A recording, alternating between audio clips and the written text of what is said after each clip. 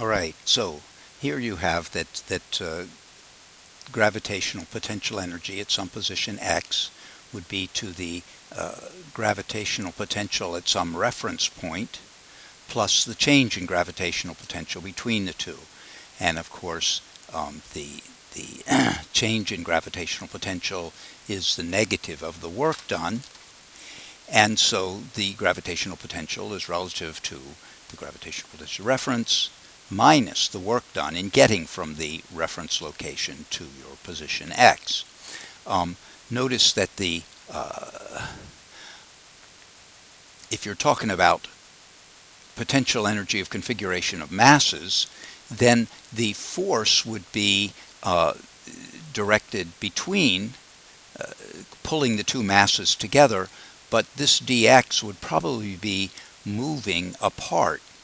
And as a result, that dot product of those two vector quantities would get you a negative, and that negative together with this negative yields this result.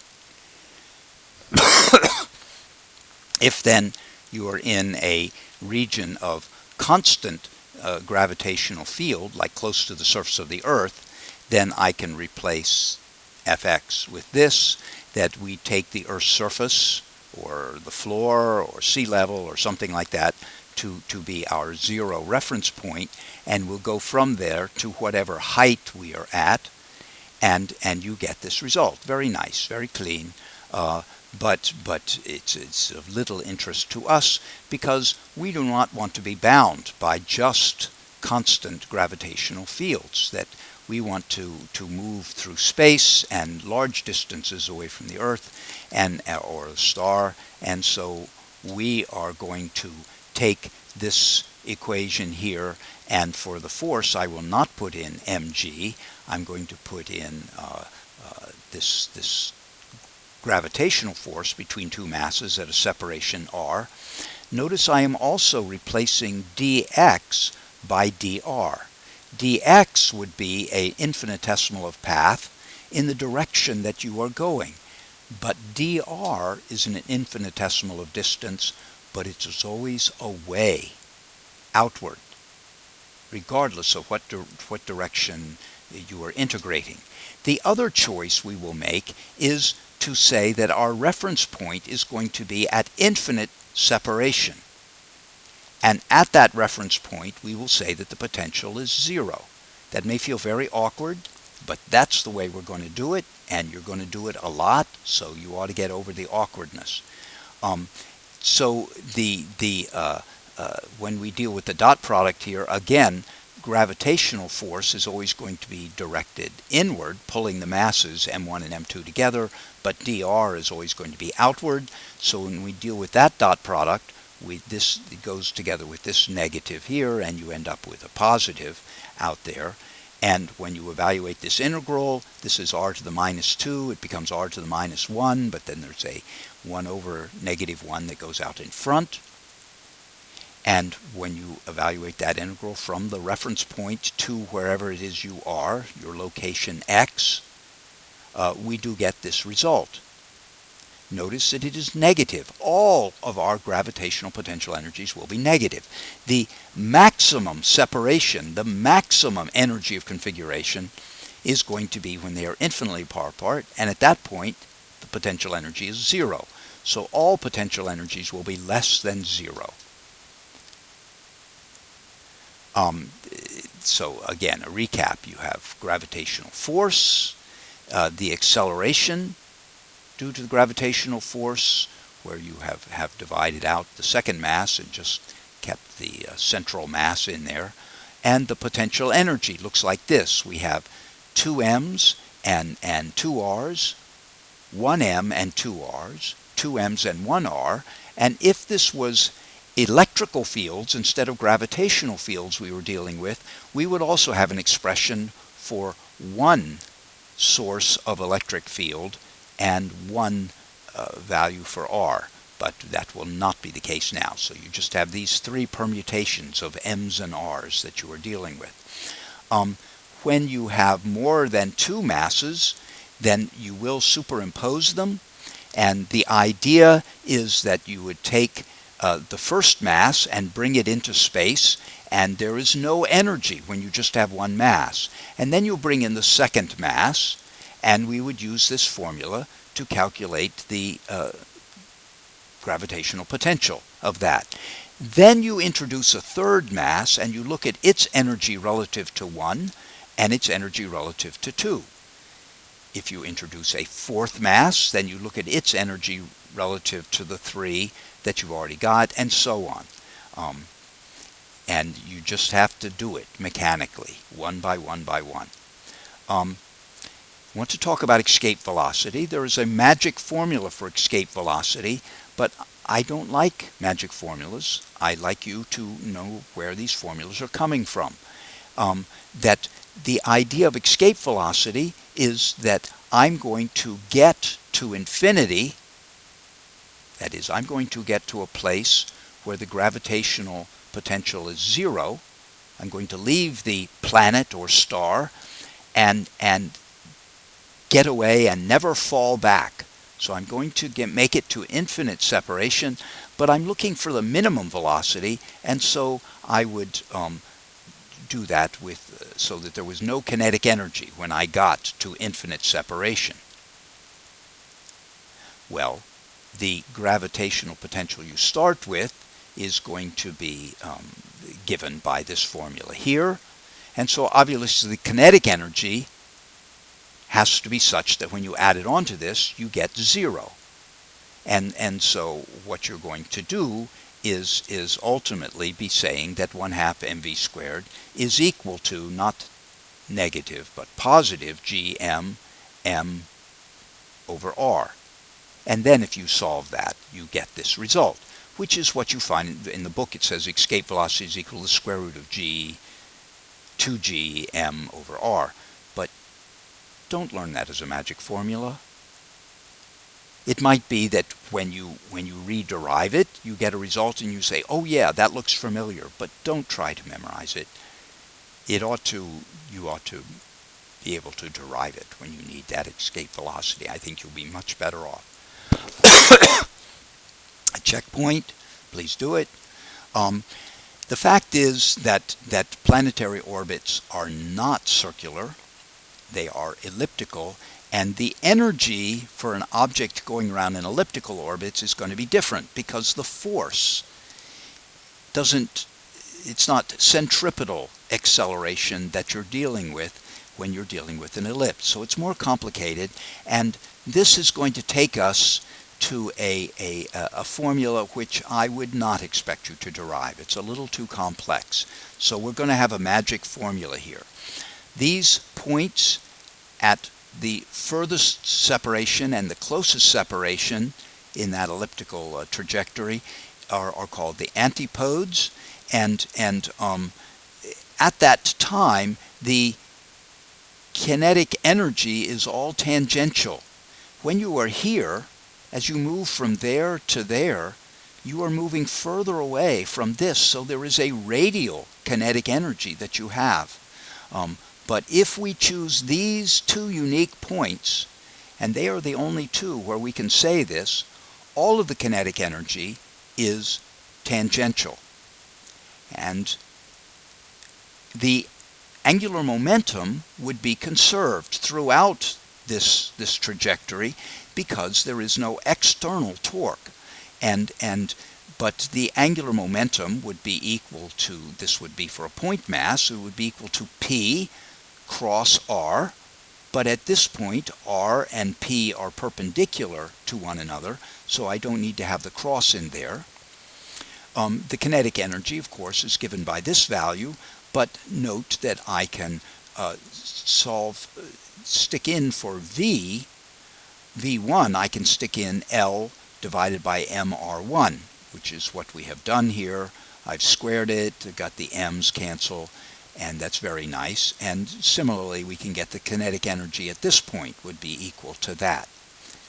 Then what we'll do is to put that into this equation for the total energy, the kinetic energy plus the gravitational potential energy. Notice it's negative. And I solve this for L2. You check it out. I did it correctly. Then I take the energy when we're over here at location 2, which would be the kinetic energy there, plus the potential energy there. But then for L2, that conserved quantity, I'm going to substitute this value. And if you doubt me, you take the time and make sure that I have done that correctly. Now, I'm no longer writing E1 and E2 because energy would be conserved here. So I don't need the energy at 2 and the energy at 1 are the same. So I'm just writing E for those. It's quite an effort to simplify this. I have done it correctly. You could trust me or you could check it out. I don't have time to talk through it. And then from that, I would bring the E's together here, leaving this over here, and then I would factor this, and you can see that this and that are the same thing except for a negative, and so we do go to a negative here, and that negative G, M, M, and then I'm going to divide by this, that term went away, but R1 plus R2 is that major axis. And I'm going to instead use an A called the semi-major axis. That is half the major axis, the distance to the middle, which acts sort of like a radius of this elliptical orbit. So here is a magic formula for the energy of a system where you have that elliptical orbit. And I will need to give that to you whenever you need the magic formula. This is just this wonderful path that Mars executes, and other planets as well, but Mars is most dramatic. That it's going forward, and then it stops, and it goes backwards, and it stops, and it starts going forward again for another 2 years, and then it goes through this thing again. And how do you explain that? And what the astronomers tried was, well, maybe Mars is moving on a circle, and the center of that circle that Mars is moving on a circle called the deferent. And the result of those two motions does very nicely, and you can calculate it to get it to come out perfect, account for this retrograde motion of Mars. But of course the mistake is that you think that Mars is going around the Earth. And in fact, Mars is not going around the Earth. Both Earth, where you observe Mars from, and Mars are going around the Sun, and the Earth is going faster, and so when it catches up and passes Mars in the orbit, that causes it to appear from our sighting point that Mars is backing up relative to the stars. It is not. But all of this leading up to Kepler's first law of planetary motion, that planets do not, that all the planets, including the Earth, go around the Sun. Everything doesn't orbit the Earth. And that the path that they take are ellipses, not circles. And the Sun is at one focus, and there's nothing at the other focus. I expect you to memorize that. We can talk about it more if you're intrigued by it. But I want you to be able to regurgitate the law of orbits, and I want you to know it is the first of Kepler's laws. The second of Kepler's laws is called the law of areas, that the line joining the planet and the Sun sweeps out equal areas in equal times. And without my trying to develop it for you, that is the same thing as saying that the rate at which the area that the planet is sweeping out changes remains constant. That the rate is constant. Equal areas in equal times. That here is, I want to develop this a little bit more. Here is this planet. It's going from here to here, and it's sweeping out an area which you can see they have done a little approximation. They've given up on that little triangle and put it over there to give us a triangle. And so the area that it is sweeping out is equal to 1/2 the base of the triangle, which is r delta theta, times the height, which is r, its distance from the planet. If you then take the derivative of this equation with respect to time, and note that for a little infinitesimal amount of time, r is not going to change very much. I'm going to treat r as if it is constant, but I do have a change in theta that I want to pay attention to, and the rate of change in, I was just taking this and taking the derivative, the rate of change in that is omega, and then I will multiply and divide this by rotational inertia, the I divided by I, but the rotational inertia of a point. And this, of course, is equal to the angular momentum, and the r squareds divide out, and you end up with this expression, which is that the rate of change in the area is equal to 1/2. Well, the angular momentum is constant. There's no external torques, and the mass is not going to change, and so you have that rate of change is a constant.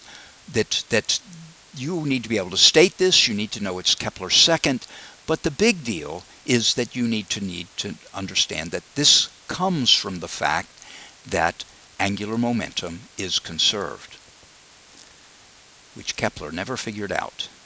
The law of periods has to do with comparing one planet with another. I expect you to be able to state this. I expect you to be able to do calculations with it.